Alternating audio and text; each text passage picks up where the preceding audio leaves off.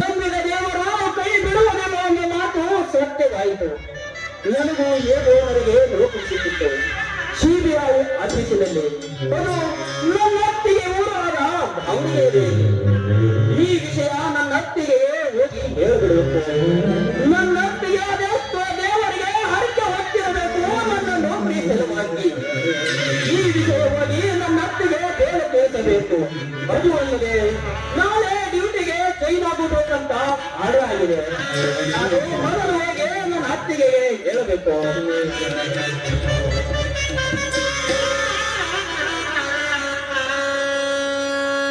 ಸದಾ ಕಣ್ಣಲ್ಲಿ ಪ್ರಣಯದ ಕವಿತೆ ಹೊಂದಿದೆ. ಸದಾ ಕಣ್ಣಲ್ಲಿ ಪದವಿಯ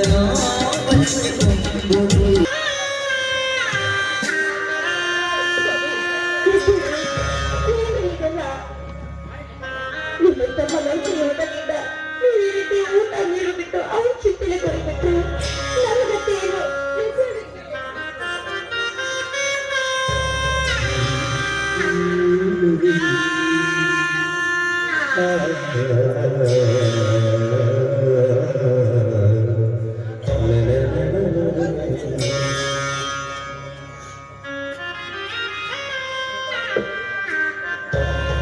ಸೀತಾ, ಈಗ ನನಗೆ ಏನಾಗಿದೆ ಅಂತೆ ಕಣ್ಣಲ್ಲಿ ನೀರು ತಲುಪಿರುವ ಸೀತಾ. ನನಗೆ ಏನು ಆಗಿಲ್ಲ. ನೀವು ಯಾವುದೋ ಭಯ ಪಡೆದಾರ ಸೀತಾ. ಹಲೋ ಹಲೋ, ನೀವು ಈ ರೀತಿ ಎಲ್ಲ ಮಾತಾಡ್ತಾ ಇದ್ರೆ ನನಗೆ ತುಂಬಾ ಹೆದರಿಕೆ ಆಗುತ್ತೆ. ಭಯ ಪಡೆದು ಅಂತದ್ದು ಏನಾಗಿದೆ ಸೀತಾ? ಯಾಕ ಮನಸ್ಸಿನ ಬರದೆ ಮರುಕ ಬರ್ತಾರೆ ಏನು? ನೀವು ಯಾವುದಕ್ಕೂ ಭಯ ಪಡೆದಾರ. ನಿನ್ನ ತೆರೆಯಲ್ಲಿ ಹಲವಾರು ವಿಚಾರ ಮಾಡಬೇಡ ಸೀತಾ.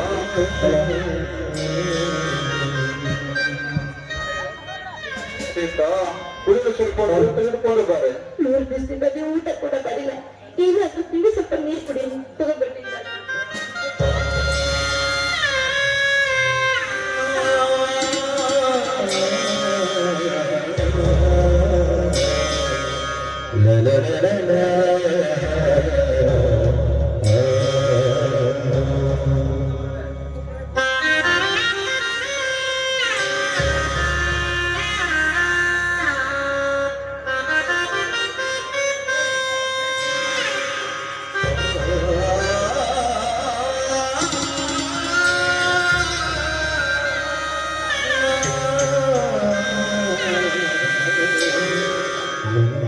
ಸ್ವಲ್ಪ ಏನಾದ್ರೂ ತಿನ್ಬೇಕಿತ್ತಲ್ಲ.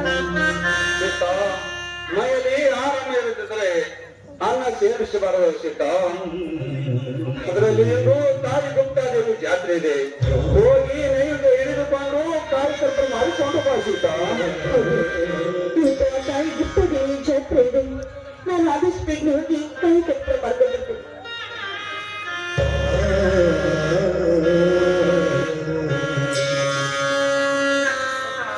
ಪೋಸ್ಟ್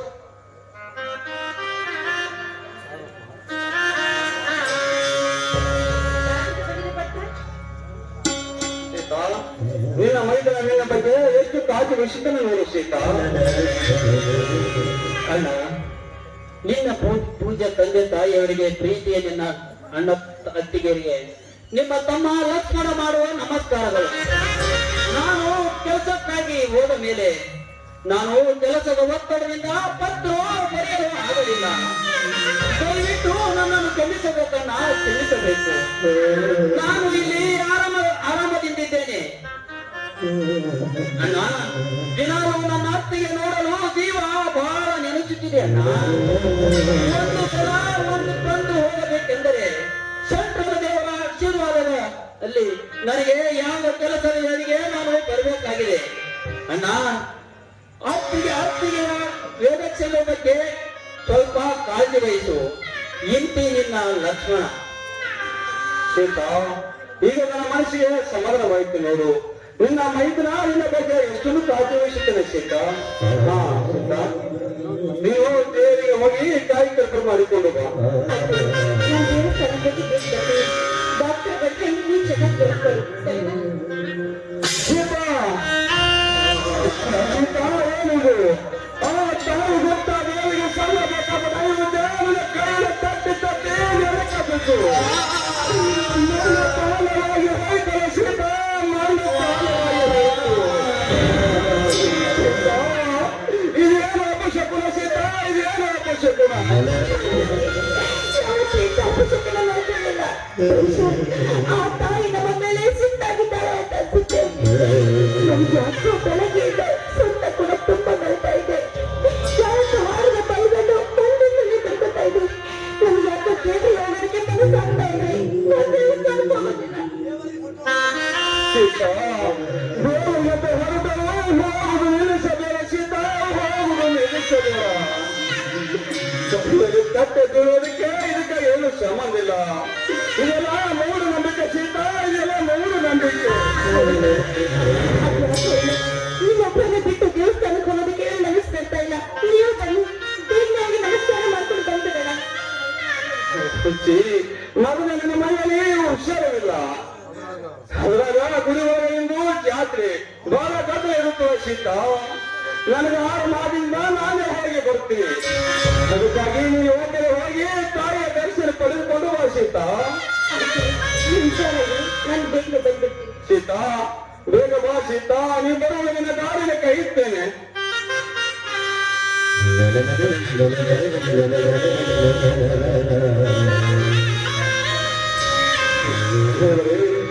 ಎಂದು ಪ್ರಾಣಮಾನವನ ಇನ್ನು ಹೃದಯದಲ್ಲಿ ತುಚ್ಛದಂತೆ ಆಗುತ್ತದೆ. ಯಾವ ಕಷ್ಟಗಳು ಕಾಯ್ದಿದೆ ದೇವರೇ. ನನ್ನ ತಮ್ಮ ಮಿಲಿಟರಿಯಲ್ಲಿ ಏನಾದರೂ ಆಯಿತೆ ಕಷ್ಟಗಳು ಭಾವಿಸೋದು ಬೇಡ. ನನ್ನ ತಂಗಿಗೆ ಏನಾದರೂ ಆಯಿತೆ ಯಾವ ಕೆಟ್ಟವನು ಭಾವಿಸೋದು ಬೇಡ.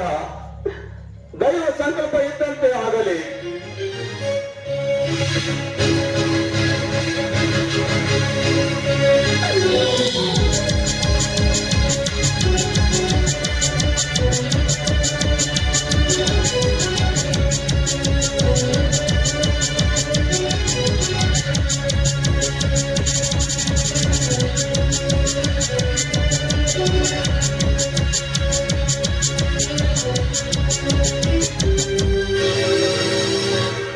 ಏನಾರ ನಾ ಕೊಡೋ ಸಾಲ ಇಟ್ಕೊಂಡು ಮಿಕ್ಕಿದಿಂದ ಮನೆಗಿರುವೆ.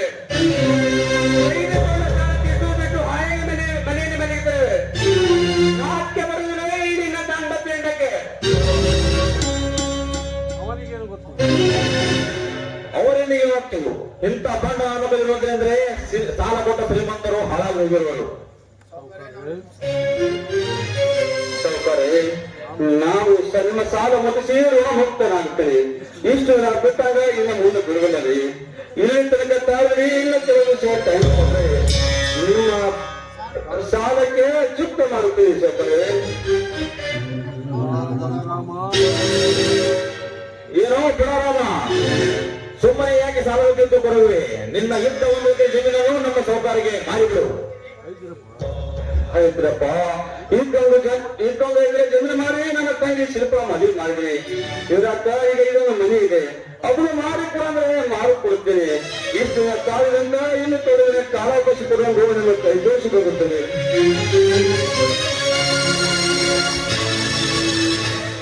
ಸರಿಯಾಗಿ ಕಾಣಲ್ಲ.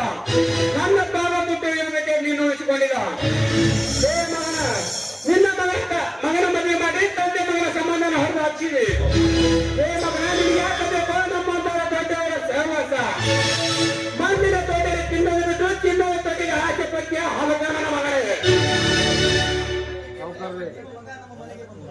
ಸೌಕರ್ಯ, ನಿಮ್ಮ ಮಗ ನಮ್ಮ ಮನೆಗೆ ಬಂದು ನಿಮ್ಮ ತಂಗಿನೋ ಮನೆಗೆ ಕೊಟ್ಟು ಮದುವೆ ಮಾಡಿ ಇಲ್ಲದಿದ್ದರೆ ಈ ಜೀವನ ಪ್ರತಿ ಬ್ರಹ್ಮಚಾರಿಯಾಗಿ ಸೈತ್ರ ಅಂತ ಹೇಳಿದ. ಆಗ ನಾನು ಬಲವಂತವಾಗಿ ನಿಮ್ಮ ಮಗನಿಗೆ ನನ್ನ ತಂಗಿ ಕೊಟ್ಟು ಮದುವೆ ಮಾಡಲೇ ಶ್ರೀಮಂತರೇ. ಅವರಿಬ್ಬರು ಪ್ರೀತಿಸಿ ಮದುವೆ ನಿರ್ಧಾರಕ್ಕೆ ಬಂದಾಗ ನಾನೇ ಮುಂದೆ ನಿಂತು ಮದುವೆ ಮಾಡಬೇಕಾಗಿ ಶ್ರೀಮಂತರೇ. ಎಷ್ಟೊಂದು ಸಕ್ಕರೆ ಆಕಾಶ ಭೂಮಿ ಹೊರತು ಮಾತನಾಡಲಿಕ್ಕೆ ನಿಮ್ಮನ್ನು ಸುಮ್ಮನೆ ಬಿಡಬಾರದು. ನಮ್ಮಂತ ಶ್ರೀಮಂತರ ಕೈ ರುಚಿ ಸ್ವಲ್ಪ ತೋರಿಸಿದಾಗಲೇ ಬುದ್ಧಿ ಬರುವುದು. ಲೇಖನ ಆ ಕಲೆ ಮಗಳನ್ನು ನಿಮ್ಮ ತ್ಯಾಟೆ ಇದು.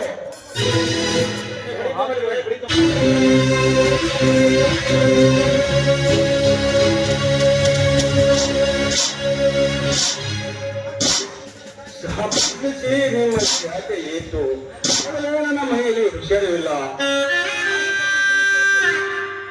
ಶ್ರೀಮಂತರೇ, ಮಾಡಿದ ತಪ್ಪಿಗೆ ಕ್ಷಮೆ ಕೇಳಿಸಿದ್ದೇನೆ. ರಾಮ ಮಾಡೋ ಸಾಲವನ್ನು ಒಪ್ಪಿಕೊಂಡಿರುವೆ. ಸಾಲವನ್ನು ಈಗಲೇ ತೀರಿಸಲೇಬೇಕು. ಆಯ್ತಲ್ಲಪ್ಪ, ಕೊಡ್ತೀನಿ ಅಂತ ಹೇಳಿದಲ್ಲ. ಇಷ್ಟು ದಿನ ಆಗ್ತಾಗಿದೆ ಅಂತ ಇನ್ನೂ ಕೆಲವು ತಾಳಿ ನಿಮ್ಮ ಬಗ್ಗೆ ಸಮೇತ ನಿಮ್ಮ ಹಣ ಕೊಟ್ಟು ಬಿಡ್ತೀನಿ. ಮಾತು ಬೆಳೆಸಿ ನನಗೆ ಪ್ರಯೋಜನವಿಲ್ಲ. ನಾವು ಮೊದಲು ಹೇಳಿದಾಗೆ ನೀನು ಮಾಡು. ಇಲ್ಲದಿದ್ದರೆ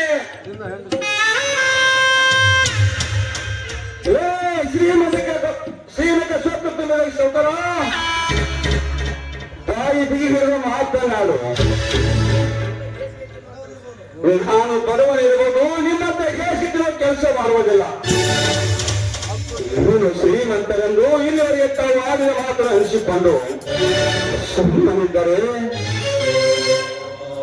ಅಂತೂ ನಿನ್ನ ಕೋಪ ಯೋಜಿಲ್ಲ ಅಂತ ಕಾಣುತ್ತೆ. ಕರೆಯ ಒಡೆಯ ಯಾಕೆ ಹೇಳಿದನು? ಈ ಮಗ ನೆರಳು ನಡೆಯುತ್ತಾ ಇದೆ.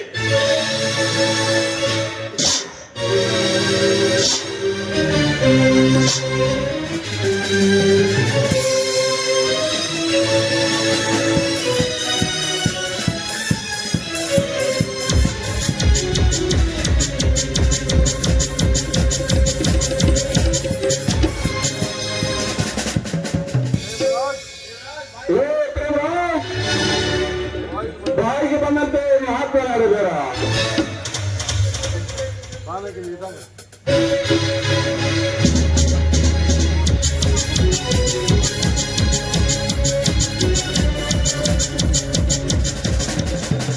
ನಾಚಿಕೆ ಪಡುವಂತಿದ್ದರೆ ನಾವೇ ಈ ಕೆಲಸ ಕೈ ಹಾಕಿ ಆಗುತ್ತಿದ್ದೆವು. ಶ್ರೀಮಂತರು ಹೇಳಿದಾಗೆ ನಿನ್ನ ಹೆಂಡತಿಯನ್ನು ನಮಗೆ ಕೊಟ್ಟು ಬಿಡು. ನಿಮ್ಮ ಸಾಲವನ್ನು ನಾವು ಮನ್ನಾ ಮಾಡುತ್ತೇವೆ. ಶಿವರಾಜ್, ಬಾಯಿಗೆ ಮಾತನಾಡು. ಸಾಲಕ್ಕೆ ಗಂಡಕ್ಕೆ ಸೀಲು ಮಾಡಿಕೊಳ್ಳಲು ನಾವೇನು ಏಸಿದ್ದನೋ ನಿಮ್ಮಂತ ಏಸಿದ್ರ ಕೆಲಸ ಮಾಡುವುದಿಲ್ಲ. ಶ್ರೀಮಂತ ಎಂಬ ಅಭಿಮಾನದಿಂದ ಇಲ್ಲಿವರೆಗೆ ಸುಮ್ಮನಿದ್ದರೆ ಇನ್ನು ಹೊತ್ತು ನಾಳಿಗಿಂದ ಸಿಕ್ಕಂತೆ ಮಾತನಾಡುತ್ತೇನೋ. ನಿಮ್ಮ ಮನೆಯಾಗ ನಿಮ್ಮ ಹೆಂಡ್ರು ಇದ್ರೆ ನೀವು ಶ್ರೀಮಂತ ಮಗ ತಂದು ಮನೆಯಿಸಿ ಅದನ್ನು ಬಿಟ್ಟು ಬೇರೆ ಹೆಂಡರು ಶರಣಾಸಕ್ತಿ ಹಾಕಿದ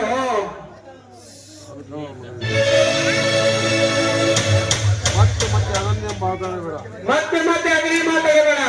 ನಾವು ಮೊದಲು ಹೇಳಿದಾಗೆ ನೀನನ್ನು ಕೊಂದಬೇಕೆ.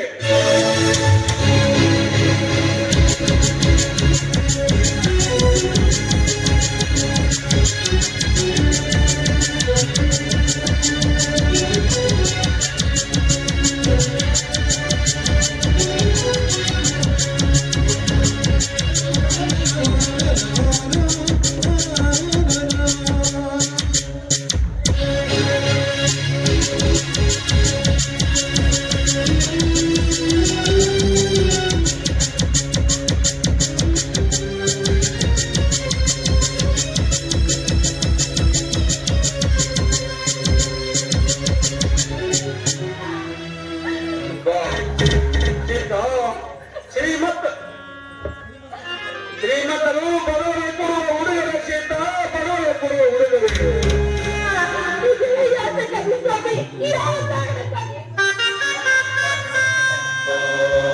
ನಿನ್ನ ಗಂಡ ಸಾಲ ಮಾಡಿದ್ದಕ್ಕಾಗಿ ಹಾಗೂ ನಮ್ಮ ಶ್ರೀಮಂತರ ಪುತ್ರ ಕಿರಣ್ ಕುಮಾರ್ ಹಾಗೂ ಶಿಲ್ಪನ ಮದುವೆ ಮಾಡಿಕೊಟ್ಟಿದ್ದಕ್ಕಾಗಿ ಇನ್ನೂ ಪತ್ತ ಏನ್ಬೇಕು? ಯಾವುದೋ ಕಾರಣದ ಮೂಲಕ ನಮ್ಮ ಮೇಲೆ ಸೇರಿ ತೀರಿಸಿಕೊಳ್ಳೋ ಮಾತಾಡಬೇಡಿ. ನಿಮ್ ಕೈ ಕಟ್ಟುಕೊಳ್ಳುವುದಕ್ಕಿಂತ ನಮ್ಮ ಮನೆಯ ಆಸೆಯನ್ನೆಲ್ಲ ಬಿಟ್ಟು ಬಾರಿಗೆ ಸಾಲ ಮುಗಿಸ್ತೀವಿ. ಹೀಗೆ ಚಿತ್ತ ಹಿಡಿದುಕೊಳ್ಳೋದಕ್ಕಿಂತ ಕಾಲಕ್ಕೆ ನಮ್ಮ ಪ್ರಾಣ ಜೀವಂತವಾಗಿ ಕಾಪಾಡ್ತದೆ. ನಿಮ್ಮನ್ನು ಹಾಗೆ ಕೊಡುವುದಿಲ್ಲ. ನಮ್ಮಂತ ಶ್ರೀಮಂತರ ಕೈ ವೃತ್ತಿ ಸ್ವಲ್ಪ ತೋರಿಸಿದರೆ ಬುದ್ಧಿ ಬರುವುದು.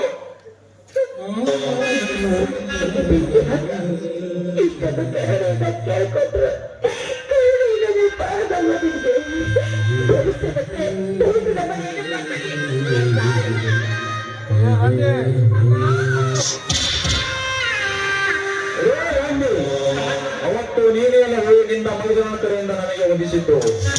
ಆ ಸಿಟ್ಟನ್ನು ನಾನು ಎಂದಿಗೂ ಕೂಡ ಬರ್ತಿಲ್ಲ. ಈ ಶುಭ ದಿನಕ್ಕಾಗಿ ಕರೆದಿದ್ದೇನೆ.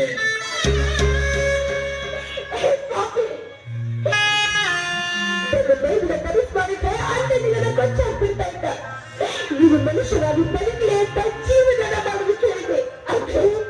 ಶಿವರಾಜ್, ನೀನ್ ಈ ರೀತಿ ಆಸ್ತಿ ಅಂತ ಗೊತ್ತಿದೆ. ನನ್ನ ಮೈಲಿನ ಆಸ್ತಿಯನ್ನು ಸುಟ್ಟಾಕ್ಬಿಡ್ತಾ ಇದ್ದ. ನಾವು ಮನಸ್ಸು ಮಾಡಿದರೆ ನೀಗ ನಿಮ್ಮನ್ನು ಇಲ್ಲೇ ಸುಟ್ಟು ಹಾಕಿ ಬಿಡಬಲ್ಲೆ. ಇಲ್ಲಿಂದ ನಾವು ಕಣ್ ತೆಗೆಬೇಕಾದರೆ ಈ ನಿನ್ನ ತುಂಬು ಗರ್ಭಿಣಿಯ ರುಚಿಯನ್ನು ನೋಡಿಯೇ ಹೋಗುತ್ತೇವೆ.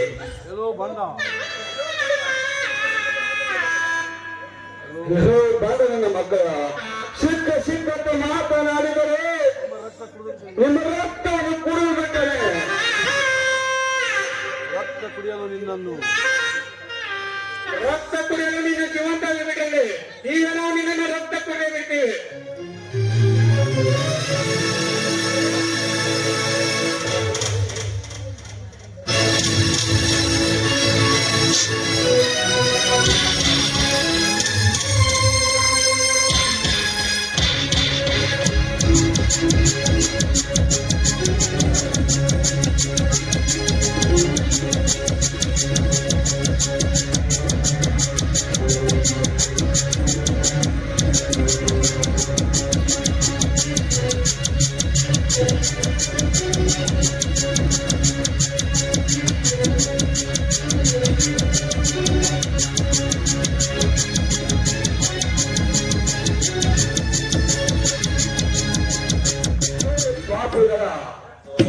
ನನಗೂ ಬಿಟ್ಟು ಬಿಡದೆ ನೀವು ನಿಜವಾದ ನಿಮ್ಮ ಅಪ್ಪನ ರಕ್ತದ ಹೊಂದಿದವರಾಗಿದ್ದರೆ ನನ್ನ ಕೈ ಕಾಲು ಬಿಚ್ಚ ನೋಡಿದ್ರೆ ನಿಮ್ಮ ಪರಿಸ್ಥಿತಿ ಎಲ್ಲಿಗೆ ಬರುತ್ತದೆ.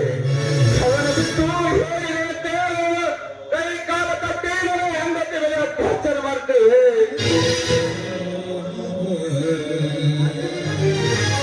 ನಿಮ್ಮ ದೃಷ್ಟಿಯಲ್ಲಿ ಇದು ಅನ್ಯಾಯವಾಗಿರುವುದು, ಆದರೆ ನಮಗಿದು ನ್ಯಾಯವೇ.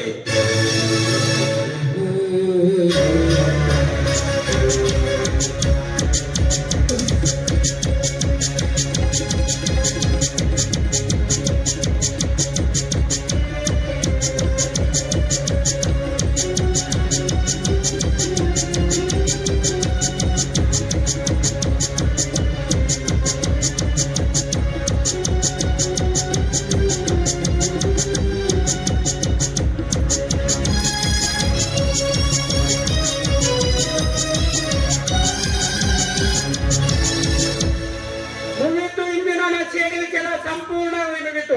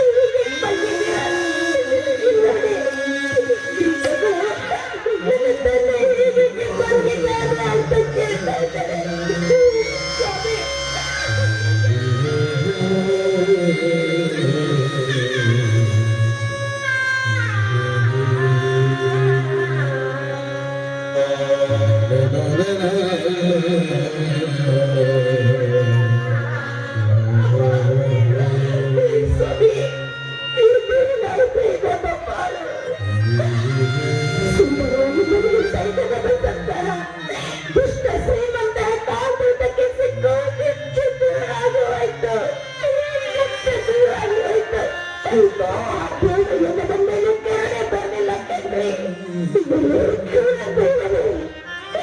ನಮ್ಮೆಲ್ಲ ನಿಮ್ಮ ಕಾಲಚಕ್ರವನ್ನು ಜೀವಿಸುವುದಕ್ಕಾಗಿ ಒಂದು ಬೆಲೆ ಹುಟ್ಟಿಸಿಲ್ಲ. ಹತ್ತು ಕರುಗಳೇ ಜಗದಲ್ಲಿ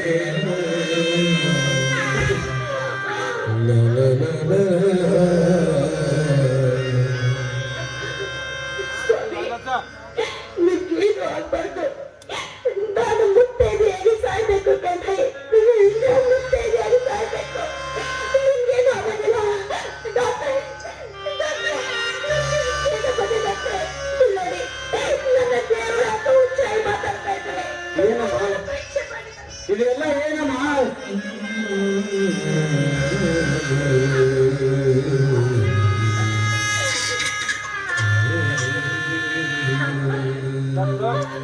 ಸೀತಾ, ಇದನ್ನೆಲ್ಲ ಯಾರು ಮಾಡಿರಮ್ಮ? ಇದೆಲ್ಲ ಶ್ರೀಮಂತ ಶ್ರೀಮಂತರು ನಮ್ಮ ತಪ್ಪಡುವರ ಮೇಲೆ ಮಾಡುವ ಅತ್ಯಾಚಾರ ಇದು. ದಲಿತ ನನಗನ್ನು ಬಿಡಿಸ್ಕೊಡಿ. ನಿಮ್ಮ ಕೈ ಮುಗಿತೀನಿ.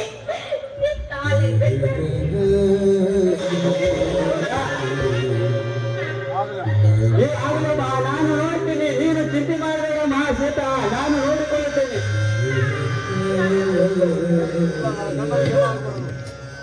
ಸೀತಾ, ಇದೇನು ನಿನ್ನ ಬಾಯಿ ತುಂಬ ರಕ್ತ ಸೀತಾ? ಏನಿತ್ತು? ನಾನು ಮುತ್ತಿಗೆ ನಾನು ಮುತ್ತೈದೆಯಾಗಿ ಸಾಯ್ಬೇಕಲ್ಲ. ವಿಷ ಕೊಡ್ತಿದ್ದೇನೆ ನಿನಗೆ. ವಿಷ ಕೊಡ್ತಿದ್ದೇನೆ.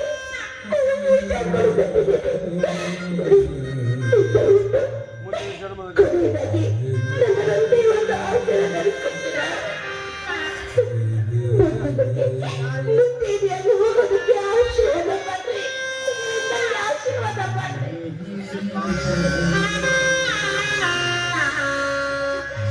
ಸ್ವಾಮಿ, ಮುಂದಿನ ಚಂದ್ರ ಆಯ್ತು. ಮತ್ತೆ ಒಂದು ಗಾಳಿ ಬಂದದ್ದು ಸುಳ್ಳು ಕಾಣ್ತದೆ. ಕೊನೆಯದಾಗಿ ಒಂದೇ ಒಂದ್ಸಲ ನನಗಾಗಿ ನಗುವನ್ನ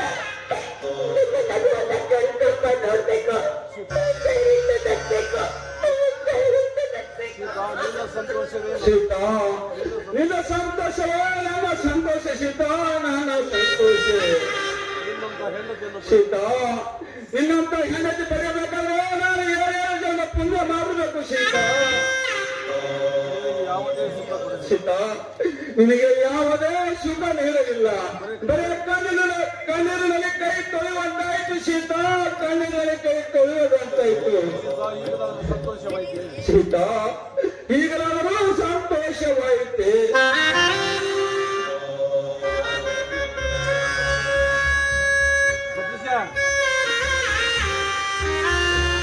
ಸೀತಾ,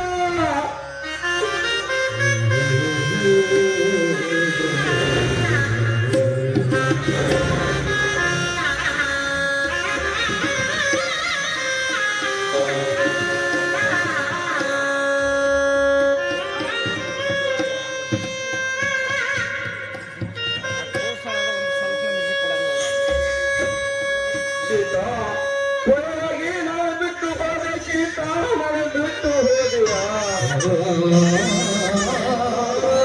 ದೇವರೇ, ನೀನಿರುವುದು ನಿಜವೇ? ನಿಜ, ನ್ಯಾಯ, ನೀತಿ, ಧರ್ಮ ಅಂತ ಹೇಳುವವನು ನನ್ನ ಕಾಲದಲ್ಲಿ ಹಾಕಿಕೊಂಡು ಶ್ರೀಮಂತರ ಮಾತ್ರ ಅಣ್ಣರ ಕಣ್ಣು ಬರುವವರ ಗೊತ್ತು ನಾಳೆ. ದೇವರೇ, ಈಗಲಾದರೂ ಸಮಾಧಾನವಾಯಿತು. ತಂದೆ ತಾಯರಿಂದ ದೂರ ಮಾಡಿದೆ. ದೊಡ್ಡವನಾದ ಮೇಲೆ ಸಂಸಾರದ ಕಣ್ಣೀರಲ್ಲಿ ಕೈ ತೊಳೆಯುವಂತ ಮಾಡಿದೆ. ಸಂತೋಷದಿಂದ ಬಾಳಬೇಕಂದರೆ, ಇನ್ನು ಸಂತೋಷದ ಬಾಳಬೇಕಂದ್ರೆ ಬಾಳಿನ ಶಾಂತಿಯಾಗಿ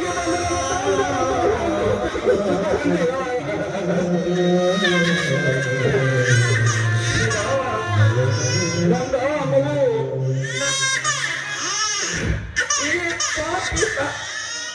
ಈ ಪಾಪಿ ತಾಯಿ ತಂದೆ ಹೊಟ್ಟೆಲಿ ಹುಟ್ಟಿ ಬರಬೇಕೆಂದು ಬೇಡಿಕೊಂಡು ಬಂದೆಯಮ್ಮ.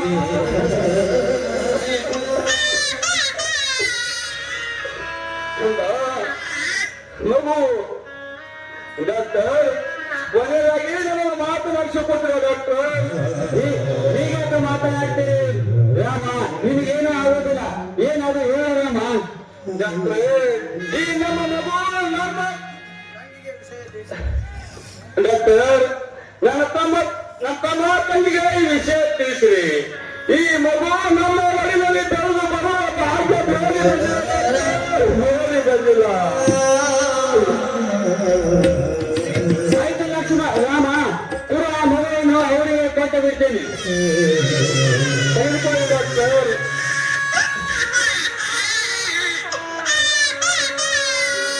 ರಾಮ, ಈ ಮಗುವಿನ ಪ್ರಾಣವೇ ಹೋಗಿದ್ದೇನೆ. ಗುರುವಿಗೆ ತೆಗೆದುಕೊಂಡಿ ನಿನ್ನ ಮಗು ನಿನ್ನ ಜೊತೆ ಬಪ್ಪು ಸೀತ, ನಿನ್ನ ಮಗು ನನ್ನ ಮನೆಗೆ ಬಂತು.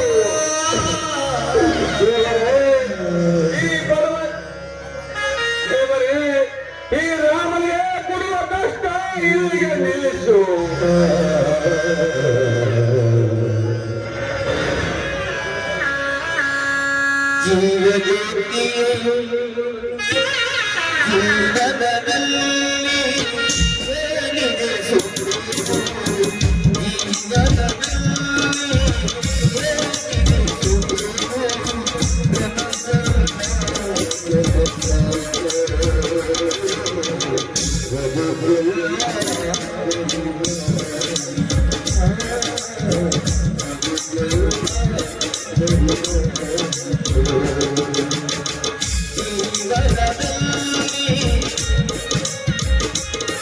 ರಾಮ ರಾಮ, ನಿನ್ನ ಪ್ರಾಣ ಹೋಗಿಬಿಟ್ಟೆ.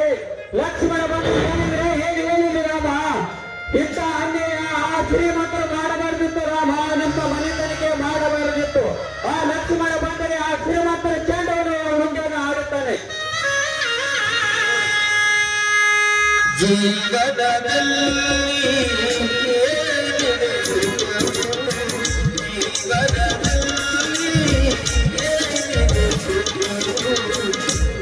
ಕಣ್ಣ ಕತ್ತಿಗೆ, ಕಣ್ಣ ಕತ್ತಿಗೆ, ಇಷ್ಟೊತ್ತಾದರೂ ಇನ್ನು ಮಲಗುವಲ್ಲ, ಹೇಳಮ್ಮ ಕತ್ತಿಗೆ.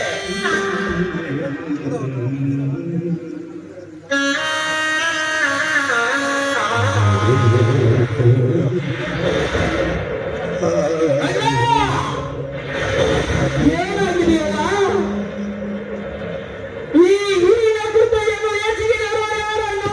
ಈ ಹೀನ ಕೃತ್ಯವನ್ನು ಎಸಗಿದವರು ಯಾರು?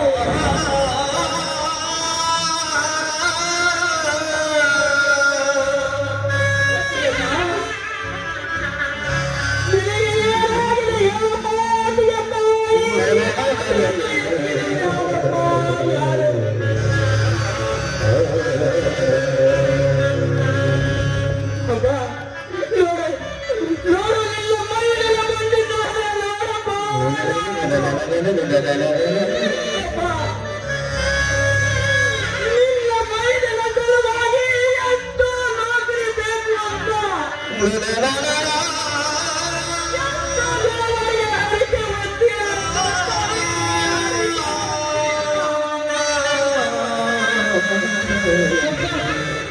ನೋಡು,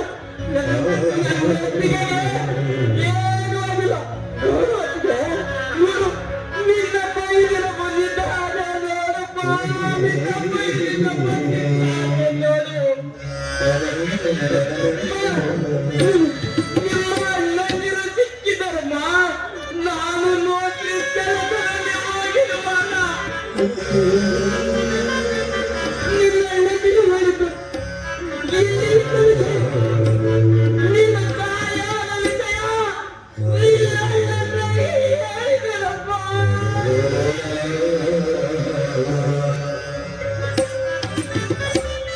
ಅಯ್ಯಮ್ಮ, ನಿಮ್ಮ ಅಣ್ಣಂದಿರು ಏನು ಹೇಳಿದರೆ ಗೊತ್ತೇನಪ್ಪ? ನಮ್ಮ ಕೆಲಸದ ಒತ್ತಡದ ಮೇಲೆ ಬರಲು ಆಗುವುದಿಲ್ಲ.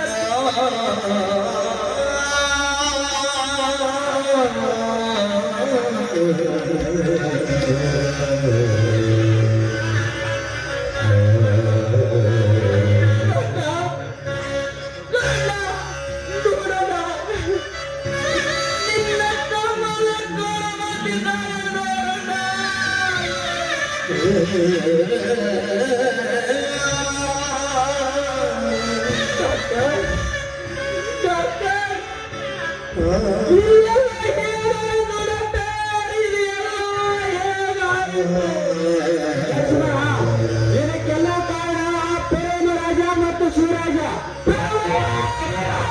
ಅವರನ್ನು ಮಾತ್ರ ಬಿಡುಗರ ಲಕ್ಷ್ಮಣ ಮಾತ್ರ ಬಿಡುಗರ ಮೊದಲೇ ನಿಮ್ಮ ಅಣ್ಣನ ಕಾರ್ಯವನ್ನು ಮುಗಿಸಿ ನಂತರ ಅವರ ಚೆಂಡವನ್ನು ರುಂಡಾಡುವ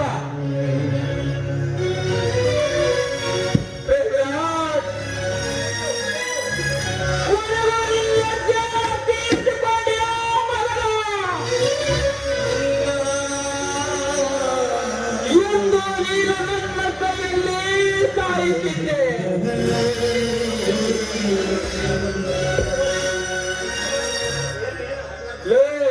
ಪ್ರೇಮರಾಜ್ ಡಾಕ್ಟರ್ ನನಗೆ ಒಂದೇ ಒಂದು ಅನುಮತಿ ಕೊಡಿ ಹೀಗಾಗಿ ಅವರಿಬ್ಬರು ಕಳೆದು ಬರುತ್ತೇನೆ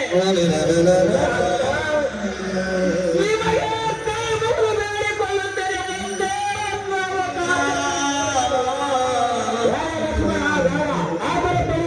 ಯಾಕಂದ್ರೆ ನಿನ್ನ ಆತ್ಮಹತ್ಯೆಗೆ ಆಶೆ ನೀನು ನೌಕರಿದಾರಾಗಿ ಅದಕ್ಕೆ ಈಗ ನಿನಗೆ ನೌಕರಿ ದೊರಕಿದೆ ಅದನ್ನು ಪ್ರಪಂಚಬೇಡ ಅವರ ನೈದೇರಿ ನೋಡಿ ಕೇಳ್ತಾನ ಬದಲ ಇವರ ಕಾರ್ಯವನ್ನು ಮಾಡಿ ಮುಗಿಸೋರು ಬಾ ಲಕ್ಷ್ಮಣ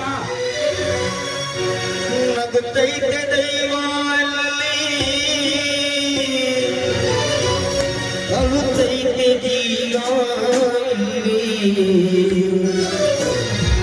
ವಿಧಿಯಾಟ ಕೊಂಡು ಮಾನವ ವಿಧಿಯಾಟ ಕೊಂಡು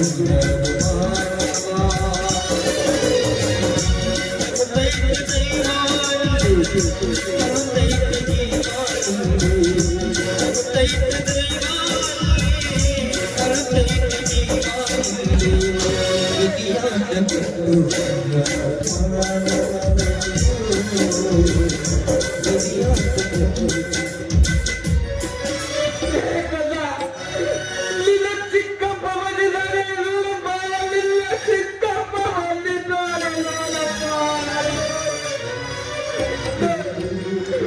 ನೀನಾದರೂ ಜೀವಂತವಾಗಿ ಬದುಕೋಣ